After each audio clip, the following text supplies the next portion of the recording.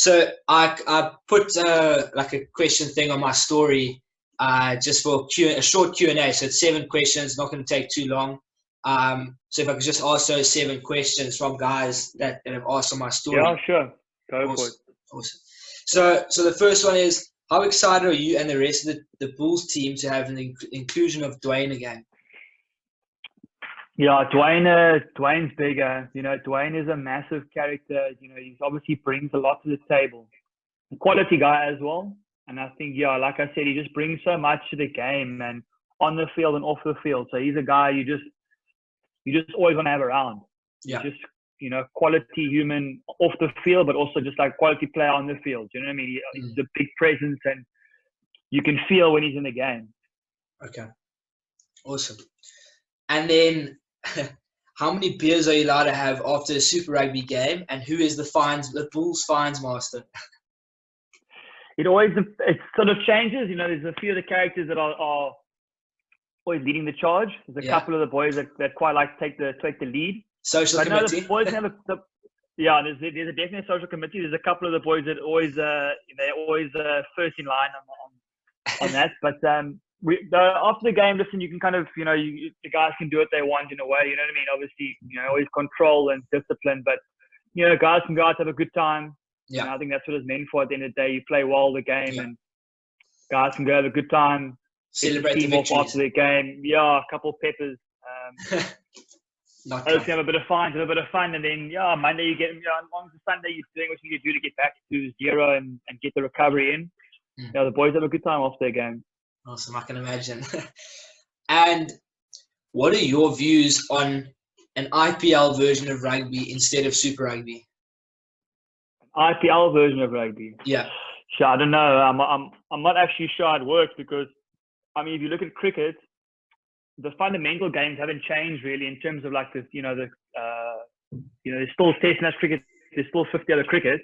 Yeah. Obviously, T20 has revived cricket in a lot of ways, but it's not replacing anything. So talking about replacing Super Rugby with IPL, that would be different. I'm not sure how that would work really. I think people enjoy the way rugby is now. There obviously needs to be a lot of changes. I think they need to find new ways to attract more, more audience to the game. Yeah. But I don't know if that's going to be the right way to do it. I think maybe sevens is sort of a version of that, a version of rugby that can be looked into. Yeah. I think they also need to look at a few changes to make. So I don't think they need an IPL version. I think sevens can be sort of an IPL version in a way. It might be a separate code. But yeah, I think Super Rugby is good. Obviously, there might be a few changes in the future where South African rugby is going. There's a lot of different chats about where we're off to. The players obviously don't know much about that, and we just we'll know that when we get told. But I think there will be a few changes coming up in the next couple of years. Okay. Whether that's an IPL version of rugby, I don't know. But I think they are in the process of trying to change a few things in rugby to obviously gather a new audience and try and build rugby. Yeah, that's awesome for the game. And then, in your opinion, why is teamwork so important? Listen, I don't think rugby is a very individualistic sport. I think especially when you're playing at a high level, individuals obviously make a big difference. But if it can't be made into a cohesive unit, it doesn't really work. You always see, if you look at teams over the years, there's always used to be teams in Super Rugby, but always had good teams on paper. You look at someone like the Stormers, for example, haven't always had the best success in Super Rugby. Yeah. But they've always had good sides. You can never fault a Stormers team for not having good quality players on the field.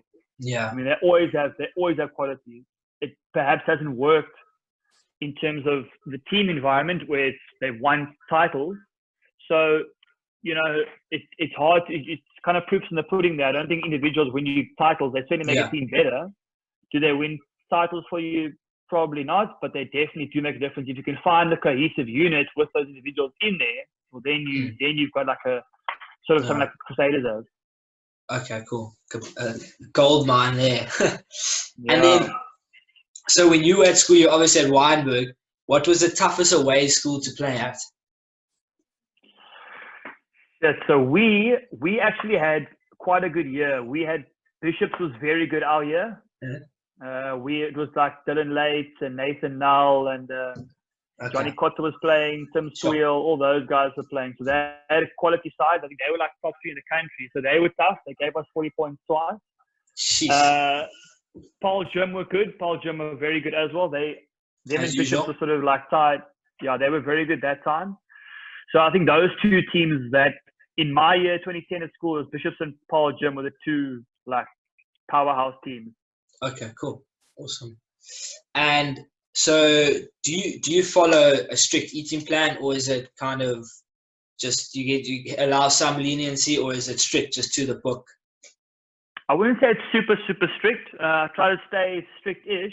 Yeah. I try not to eat too much crap in terms of like sweets and chocolates and stuff. I try my best. My girlfriend's quite strict, so there's not much allowed in the house. Okay. It's a good thing. No room for error. It's quite a strict run household, which is good. So I do try, and especially when I'm playing. Obviously now it's a bit different. I don't have a strict eating plan. I've sort of got a general plan that I want to stay on just for now. Yeah. When I'm in season and I'm actually playing, then it's quite strict, and I try and not stick to a certain meal all the time, but I try and stick to certain, dietary groups that I want to stay into. Yeah. To try and get optimal energy, recovery. Optimal weight gain, optimal recovery, all that kind of stuff. Okay, cool. Awesome stuff. And then which preseason camp is harder, the Blitzbox or the Bulls? No, boy, Blitzbox, that is must be killer. I can't even imagine. No, preseason at the sevens it's grueling, bro. Yeah. Grueling. Listen, it was tough at the Bulls as well. I mean, the Bulls, our S&C coach Yakas is probably one of the top guys I've ever worked with, and that was really tough. Yeah. But no, listen, the sevens that's real stuff, bro. You gotta have a mindset there, boy. It's a lot of running. Yeah. It's a lot of long days. It's not so much the long days, it's what you do in the days that are really tough. Yeah. Like you're going to be doing a lot of running. If you can't keep up with the running and don't have the mindset, it's going to last very long, bro. And I can imagine Coach Neil's not very forgiving, bro. Yeah, I can imagine if you kind of slack in on the running, it's going to be like, what are you doing? No, boy, he's strict on that, bro. He wants a certain result, and you're not going to give it to him. You're not going to last very long.